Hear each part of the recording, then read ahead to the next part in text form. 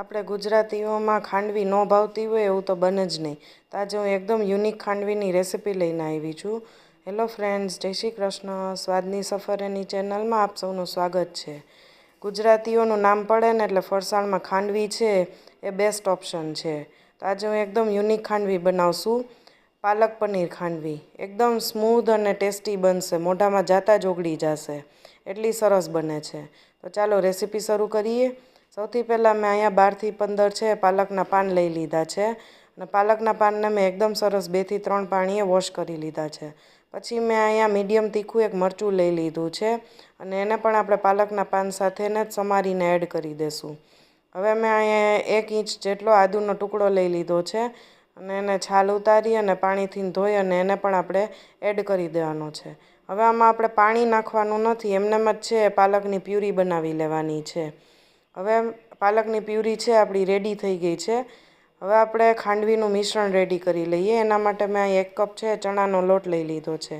હવે પાલકની પ્યુરી છે મારે અડધો કપ જેટલી થઈ હતી. હવે મેં મિક્સર જારમાં પાણી નાખી અને એ પાણી છે એ પણ એડ કરી દીધું છે. એ અડધા કપ જેવું થયું અને સામે મેં 2 કપ જેટલી છાશ એડ કરેલી છે. મેં અહીંયા મોરી છાશનો ઉપયોગ કર્યો છે. જો તમે ખાટી છાશનો ઉપયોગ કરતા હોય તો તમે 1 થી 1.5 કપ જેટલી છાશ ને બાકીનું તમે પાણી એડ કરશો તો ચાલશે, નહીંતર ખાંડવી છે બહુ જ ખાટી થઈ જશે. અને એકદમ સરસ ઝેણીથી આપણે છાશ ઝેરી એવી રીતે ઝેરી અને એકદમ સરસ છે મિક્સ કરી લેવાનું છે. જરા પણ લમ્સ ન રહે એ રીતે તમે બ્લેન્ડરથી ને બ્લેન્ડ કરશો તો પણ ચાલશે. હવે જો મેં એક પેન લઈ લીધું છે અને એકદમ સ્લો ગેસે આ ખાંડવીનું મિશ્રણ છે એને ચલાવતા રહેવાનું છે.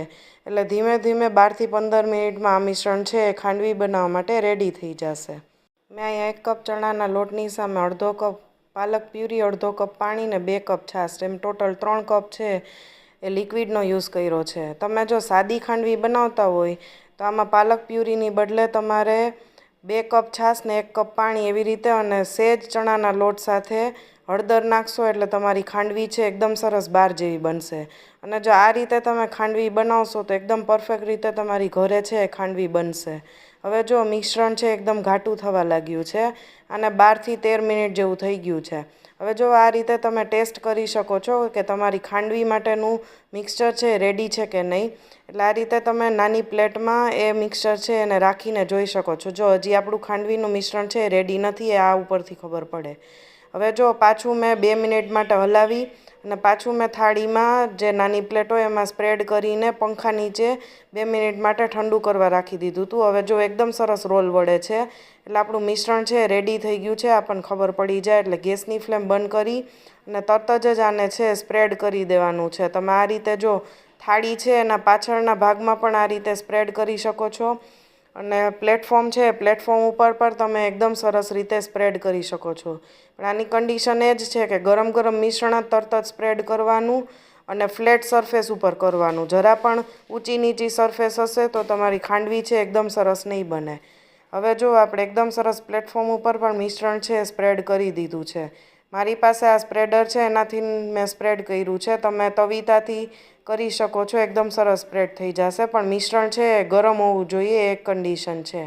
હવે મેં અહીંયા 1 ક્યુબ જેટલું પનીર લઈને એને ઝીણી ચીઝ ખમણવાની ખમણીથી ને ગ્રેટ કરી લીધું છે અને આપણે જે ખાંડવીનું મિશ્રણ પાથરેલું હતું એના ઉપર આ પનીર છે એકદમ સરસ ઇવનલી પાથરી લેવાનું છે અને આછું આછું જ પાથરવું ન છે, વધારે પડતું પાથરવાનું નથી. હવે જો આપણે આ રીતે લાંબી લાંબી સ્ટ્રીપ્સના ફોર્મમાં ખાંડવી છે એને કટ કરી લેવાની છે. 5થી 7 મિનિટ થઈ જાય, ઠરી જાય પછી આપણે કટ કરશું. કટ કર્યા પછી આના ખાંડવીના છે એકદમ સરસ છે રોલ વાળી લેવાના છે. જો કેવા સરસ રોલ વળે છે ખાંડવીના. એટલે આ પાલક પનીર સ્ટફ ખાંડવી થઈ ગઈ તમારી રેડી.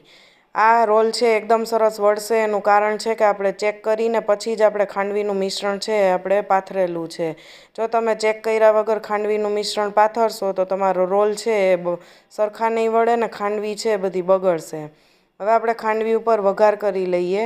એના માટે મેં અહીંયા તેલ લઈ લીધું છે ને તેલમાં રાઈ, જીરું, હિંગ, તલનો વઘાર કરી લીધો છે.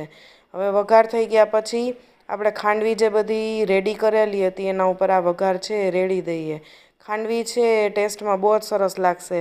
આ પનીર સ્ટફ ખાંડવી થઈ જશે એટલે એકદમ યુનિક લાગશે અને હેલ્ધી પણ બનશે.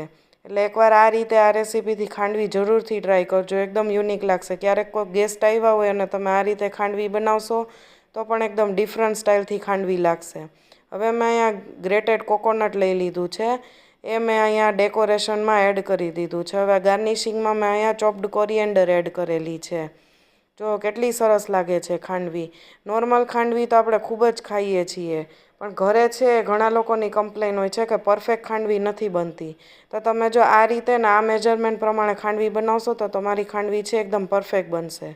તો એકવાર આ રીતે ખાંડવી જરૂરથી બનાવજો અને મારી ચેનલને લાઇક, શેર અને સબસ્ક્રાઈબ કરજો. અને આ રેસીપી કેવી લાગી એ જરૂરથી જણાવજો. Thank you. Bye bye.